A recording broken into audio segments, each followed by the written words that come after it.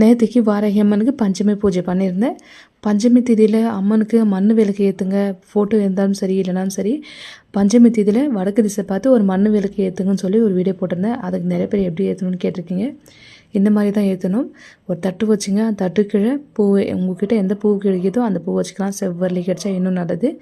பூ வச்சுக்கினா அதுக்கு மேலே மண் விளக்கு வச்சு குங்குமம் மஞ்சள் வச்சு நெய் தான் ஊற்றி ஏற்றணும். வடக்கு திசை பார்த்து ஏற்றுங்க. நான் வந்துட்டு பெருசாக வச்சுருக்கேன் விளக்கு, இன்னும் சின்னதாகவே நீங்கள் கொஞ்சம் வச்சுக்கலாம். இந்த 5 முகம் விளக்கு வருது பார்த்திங்கன்னா, அதுவும் நீங்கள் ஏற்றலாம், பிரச்சனை இல்லை. ஃபோட்டோ இல்லைனாலும் சிலை இல்லைனாலும் ஃபஸ்ட் டைம் நீங்கள் அம்மனை வணங்கணும்னு நினைக்கிறவங்க இந்த மாதிரி ஏற்றி வழிபடலாம். நெய்வேத்தியமாக சக்கரை வெள்ளிக்கிழமை நீங்கள் முதல் டைம் வணங்கும் போது சக்கரை வெள்ளிக்கிழமை வச்சா ரொம்பவே விசேஷம்.